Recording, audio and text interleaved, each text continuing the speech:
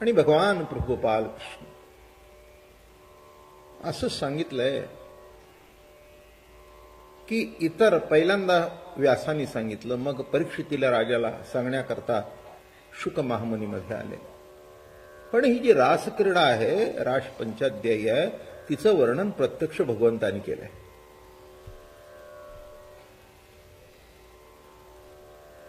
रासक्रीडेचं वर्णन चालू असताना शुक महामुनी निवांत होते आणि त्यांच्या मुखातून प्रत्यक्ष भगवान त्या रासक्रीडेचं वर्णन करत होते.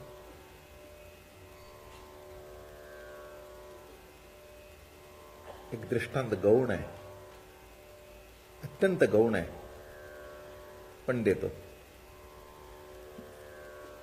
दोन पती पत्नीचं मिलन आहे. म्हटलं तर गौण आहे, म्हटलं तर नाही, जशी तुमची दृष्टी असेल तसं. पती पत्नीचं मिलन आहे. त्या मिलनातली कथा तिसरा कसा वर्णन करणार, मुलगा असला तरी.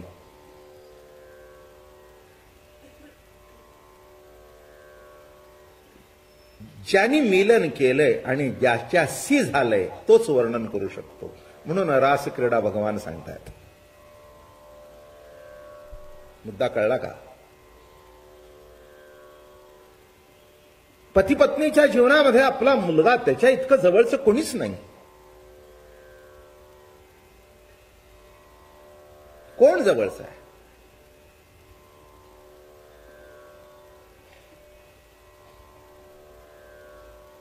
ज्या देहाचं ज्ञान पतीला असतं त्या उघड्या अंगावरच ती त्या बाळाला सुद्धा खेळवते.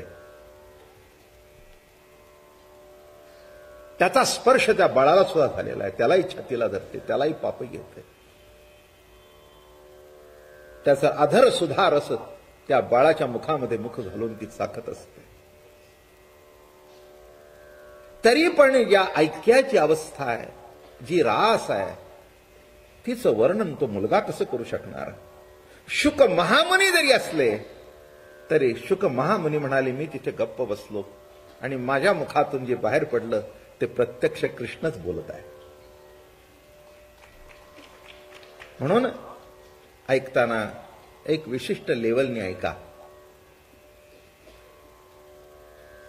बरं का.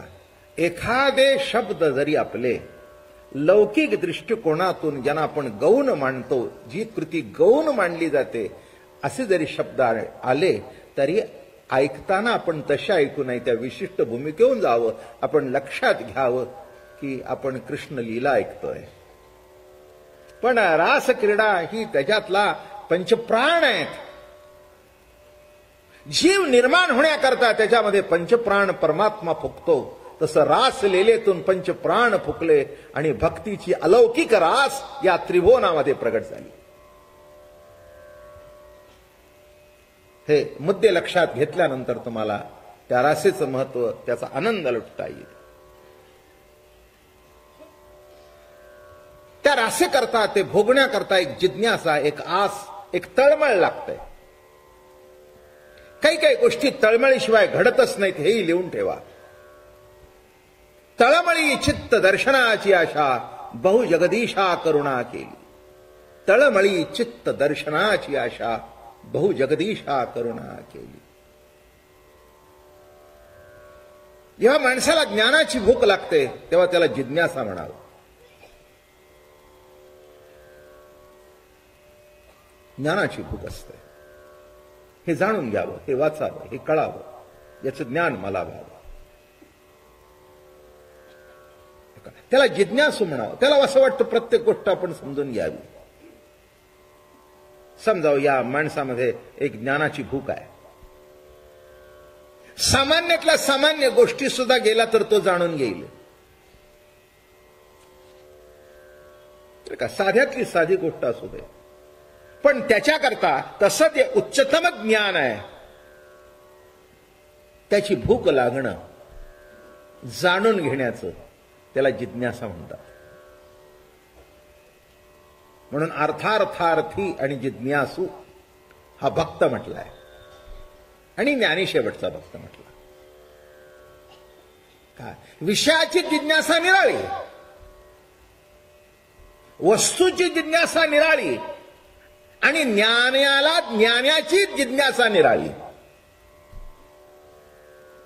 बरं का? तसं ज्ञानाबद्दल जी एक भूक आहे त्याला जिज्ञासा म्हणतात. काही काही माणसं मोक्षाच्या मागे लागलेली आहेत, त्यांना मुमुक्षू म्हणावं. विषयाच्या मागे लागलेले आहेत, त्यांना विषयी म्हणावं.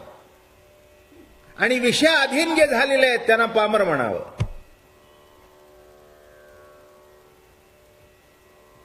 बरं का? आपण काही पामर नाही आहे, आपण विषयी आहोत, ते मान्य करायला पाहिजे,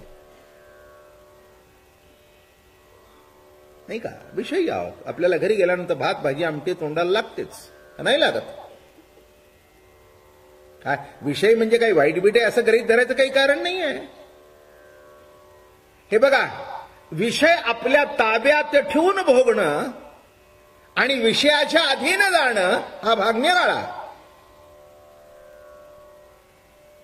मी म्हणेन एक व्यक्ती आपल्या पत्नी बरोबर एकनिष्ठ आयुष्यभर राहिली, मी म्हणेन तो त्यागी आहे. त्यागी आहे. जेवढा धर्म अधिष्ठित जो भोग आहे तो घेतोय, आणि धर्माला अनुसरून जो भोग घेतला असेल तर तो भोग नाही, तो सुद्धा एक प्रकारचा त्यागच आहे. म्हणून तुकाराम महाराजांनी भोगाबद्दल आणि त्यागाबद्दल फार सुंदर लिहिलं. कोणी म्हणाले, का महाराज, अहो पहिली गेली तर दुसरी गेली? ते म्हणले, दुसरी गेली हेच बरं झालं नाही का रे? त्यागे भोग माझ्या येतील अंतरा, मग मी दातारा काय करू, आता असो तुझ्या पायी हे मोठळे.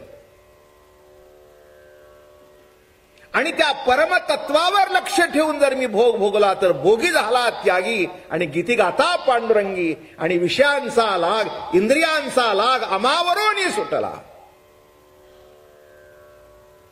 काय सांगतो, लक्षात आलं का? नाही का? प्रत्येकाला एक मर्यादा आहे, एक लक्ष्मण रेषा आहे, ती उल्लंघन केली तर दोष आहे. त्या रेषेच्या आत बरं का, नदीच्या प्रवाहाचं पाणी आटावं का प्रवाहात राहावं? आटलं तरी वाईट आहे ना? काय उन्हाळ्यामध्ये नदी नाले आटतात, बायकांना 2-2 किलोमीटर जावं लागतं, नाही तर गव्हर्नमेंटला प्रत्येक गावाला टँकरची व्यवस्था करावी लागते. किती जड जातं. मग दुसऱ्या वेळेला पाणी म्हणाला, चला आता घरात शिरतो.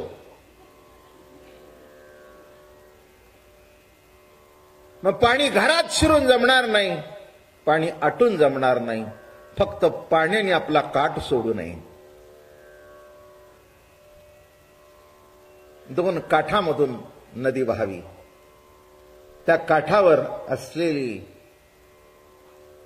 संत वाहते कृष्णामाई, नाही का? मोठं प्रख्यात भावगीत आहे गदी माडगुळकरांचं.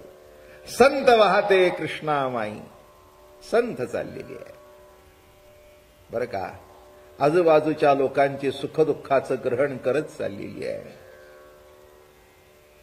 कोणी नदी काठावर जुन्या काळामध्ये नळ नव्हते, पूजेची भांडी धुवायला यायचा, कुणी खरकटी भांडी धुवायला यायचा. कुणी कसा जरी आला तरी ती गंगामाई त्याला पावन करत होते. पोखीत तिरीचे पादप समुद्रा जाय, आप गंगेचे फेडीत पाप ताप. किती सुंदर लिहितात ज्ञानोबा. फेडीत पाप ताप, पोखीत तिरीचे पादप समुद्रा जाय, आप गंगेचे जैसे. आणि ती प्रवाहित असणं हे मोठं भाग्य आहे. काठ सोडून जाऊन देऊ नका. काठात राहणारी वाहणारी नदी आम्हाला पाहिजेच आहे. तसं 2 काठ सोडून काम जाऊन देऊ नका.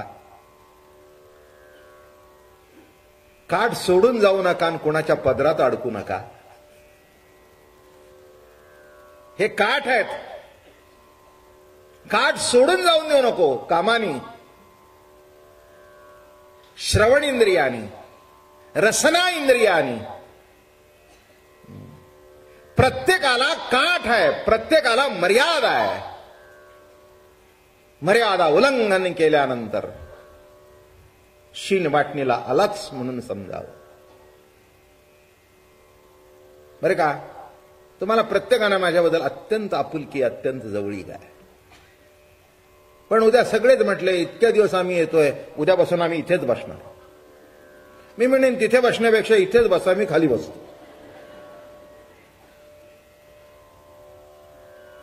माझं बोलणं कळलं का? हा, म्हणजे कोणत्याही गोष्टी चांगले जरी असले तरी मर्यादा आहे.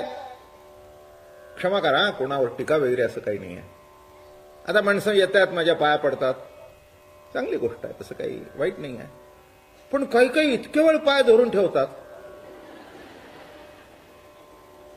काही काही तर डोकं असं घासतात की मी अतिशोक्ती करत नाहीये, माझ्या पायाची आग होऊ लागते.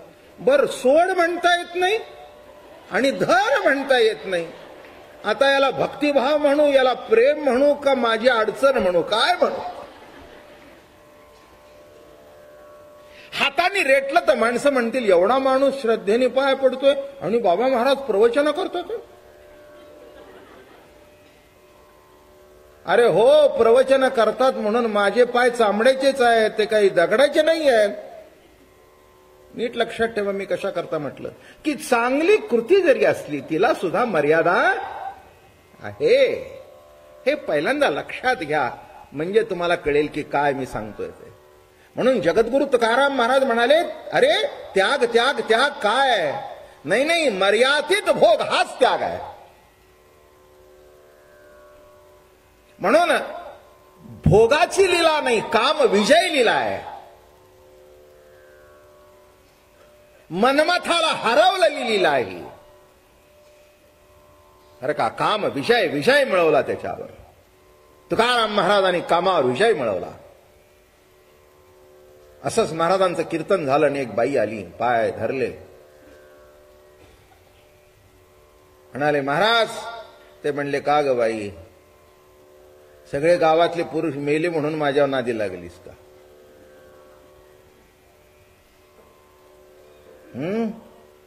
अजून तुला कळलं नाही का? कीर्तन ऐकलं नाहीस का माझं? पराविया नारी रुक्मिणी माते समान. बनाट शाह एकदा असाच एका सभेमध्ये गेला, अतिशय हुशार, म्हणजे त्याच्याबद्दल काही जे आत्तापर्यंत इंटेलेक्च्युअल्स झाले त्याच्यापैकी एक तो बर्ट्रंड रशल, बनाट शाह. त्याची नाटकं वगैरे अतिशय सुंदर, अतिशय हुशार. इंग्रजीतला म्हणजे जगद्गुरूच. जसा शेक्सपियर तसा हा, पण याची भाषा निराळी, त्याची भाषा निराळी, ज्याचं त्याचं वैशिष्ट्यपूर्ण अंग असतं. जसं मराठीच, पण तुकोबारायच्या अभंगातलं मराठी निराळं, माऊलींच्या ज्ञानेश्वरीतलं निराळं, नाथांच्या भागवतातलं निराळं, नाथांच्या भारुडातलं निराळं. हे ज्याचं त्याचं वैशिष्ट्य आहे. तेव्हा हे थोडंसं समजून घ्या की ज्याचं त्याचं वैशिष्ट्य विशेषत्व असतं, त्या त्या पद्धतीने त्याचं ग्रहण केलं तसं काम काय, अमकं काय, मर्यादा उल्लंघन केली तर दोष आहे, बरं का. म्हणून त्या बनाट शाहचं सांगतो तुम्हाला, एक अत्यंत रूपगर्विता, अगदी म्हणा ना मिस युनिव्हर्स, ती त्याच्या प्रतिभेला, ज्ञानाला भाळली. ती त्याच्याकडे आली आणि त्याला हातात हात घेतला, म्हणे Shaw, I would like to marry you. ते म्हणाले वाय, माझ्याशी लग्न करावं असं का वाटतं? नाही म्हणाले, तुझ्या लक्षात येत नाही, जे मूल जन्माला येईल ते माझं रूप आणि तुझी बुद्धी. ते म्हणले उलट घडलं तर?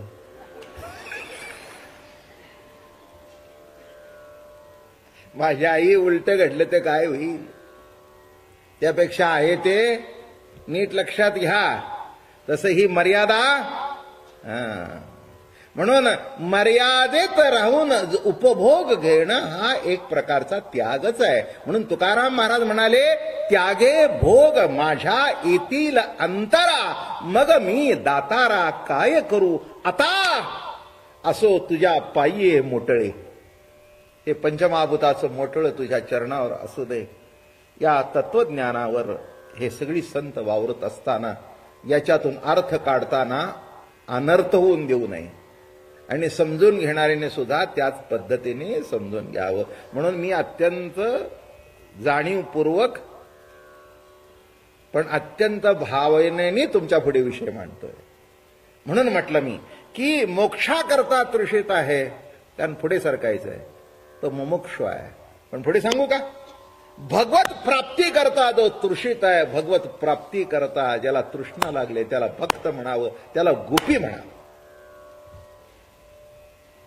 कशाची तृष्णा लागलेली आहे?